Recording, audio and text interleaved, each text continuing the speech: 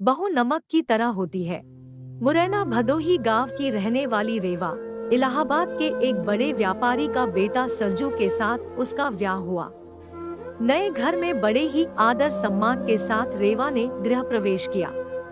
शादी के 2-3 साल काफी मजे और खुशी के साथ निकल गए और जैसे जैसे दिन बीतता गया रेवा अपनी जिम्मेदारियों के बोझ तले दबती चली गई। रेवा की सास भी रेवा से काफी खुश थी कि रेवा बहू अपना घर और संसार सब कुछ अच्छी तरह से संभालने लगी है।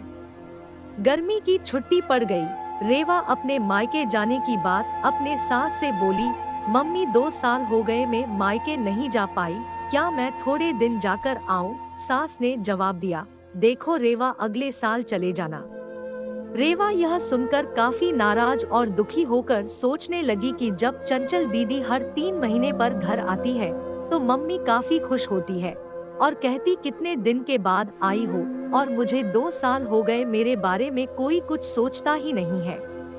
मेरी खुशी किसी के लिए कोई मायने ही नहीं रखती है, और क्या दिन भर इन लोगों को खाना बना के खिलाती रहूं, घर का सारा काम करती रहूं, क्या मेरी यही जिंदगी है? और रेवा कमरे में आंसू की धारा समेटे दाखिल हुई। शाम को चंचल दीदी आने वाली है, देखना मम्मी कितना खुश होती है। खाने के अलग अलग फरमाइशों की लड़ी लगती रहेगी कि कभी चंचल दीदी के लिए समोसा बना दो, कभी पालक पनीर तो कभी बिरयानी। मैं इतना क्यों सोच रही हूँ, मुझे ही बनाना है तो चलूं किचन में अभी से तैयारी में लग जाऊं। यह सोच ही रही थी कि तभी सास ने आवाज दी, रेवा जल्दी नीचे आओ, देखो चंचल आई है। रेवा अपने चेहरे पर मुस्कान लिए अपने दुख को अंदर एक कोने में दबाए अपनी ननद का स्वागत करती है।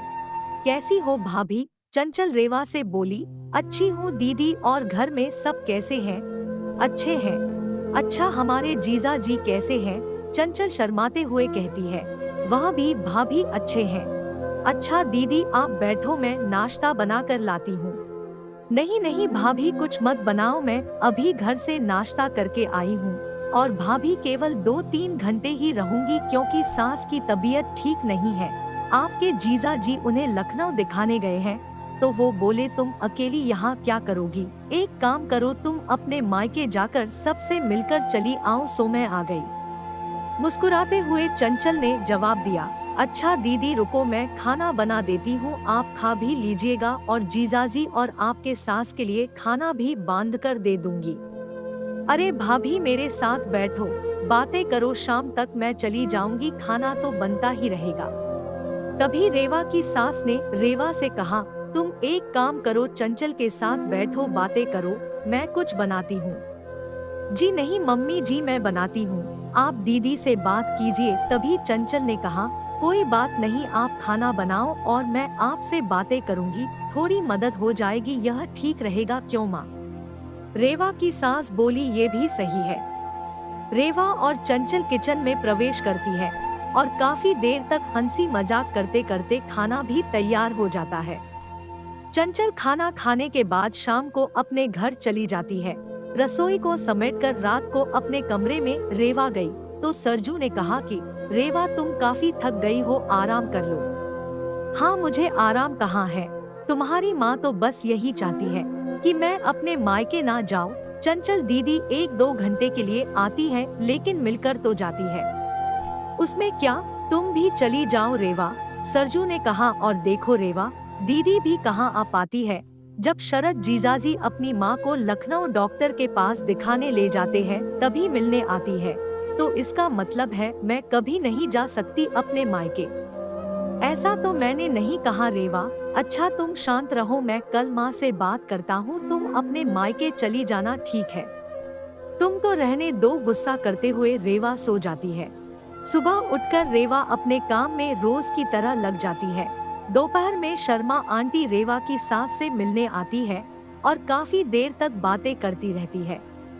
तभी शर्मा आंटी रेवा की सास से पूछती है कि चंचल की माँ, ये बताओ कि बहू और बेटी में क्या फर्क समझती हो? रेवा इस सवाल के जवाब का इंतजार कर रही थी कि मम्मी जी का इस पर क्या जवाब होगा। रेवा की सास ने मुस्कुराते हुए बोली, बेटी कैसी भी हो पर वह मीठी होती है, बहू नमक की तरह नमकीन होती है। यह सुनते ही रेवा निराश होती है और दिल भी काफी दुखी हो जाता है। शर्मा आंटी चली जाती है। काफी देर तक रेवा यह सोचती है कि मैंने मम्मी के साथ क्या बुरा किया है, मम्मी मेरे बारे में ऐसा क्यों सोचती है, और वह अब घर में निराश रहने लगती है। निराश रेवा को देखकर एक दिन रेवा की सास ने पूछा, रेवा यहाँ आओ, तुमसे कुछ किसी ने कहा है क्या, या सरजू ने कुछ बोला क्या? कुछ नहीं मम्मी जी, रेवा के आवाज में दर्द था। रेवा की सास ने अपने पास बिठाकर पूछा, नहीं तुम बताओ रेवा क्या हुआ है? रेवा के आंखों में आंसू भर आई और रेवा ने सास को सारी बात बता दी कि कैसे शर्मा आंटी से आप बेटी और बहू में फर्क बता रही थी। ओह, तो यह सुनकर तुम नाराज हो गई?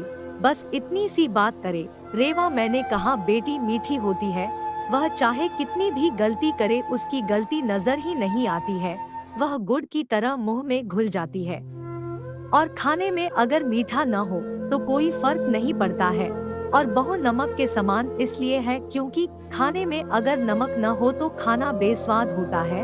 खाने में नमक मिलने पर हम जो खाना खाते हैं उसी समय नमक के हम कर्जदार बन जाते हैं।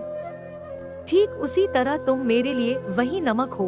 मैं अपने स्वार्थ के लिए तुम्हें कहीं नहीं जाने देती हूँ, क्योंकि तुम्हारे न रहने पर घर सूना सा लगता है। इस घर को संभालती हो, इसीलिए हम तुम्हारे कर्जदार हैं। रेवा सारी बात समझ जाती है और अपनी सास के गले लिपट कर रोने लगती है। शाम को सरजू जब घर आता है तो अपनी माँ से कहता है कि माँ, रेवा अपने मायके जाना चाहती है एक दिन के लिए। रेवा बोल उठी, नहीं नहीं, मुझे नहीं जाना है, मैं चली गई तो खाना में कोई स्वाद नहीं रहेगा। सरजू को कुछ समझ नहीं आया कि कल रात मायके जाने के लिए मुझसे कह रही थी। अचानक से इसे क्या हो गया? सरजू सोचने लगा कि इन औरतों को समझना मर्दों के बस के परे है। रेवा की सास रेवा के सिर पर हाथ फेर रही थी और सरजू एक टक लगाकर रेवा और अपनी माँ को देखता रहा। आपको कहानी पसंद आई तो वीडियो को लाइक करें, अपनों के साथ शेयर करें और चैनल पर नए हैं तो चैनल को सब्सक्राइब करें। धन्यवाद।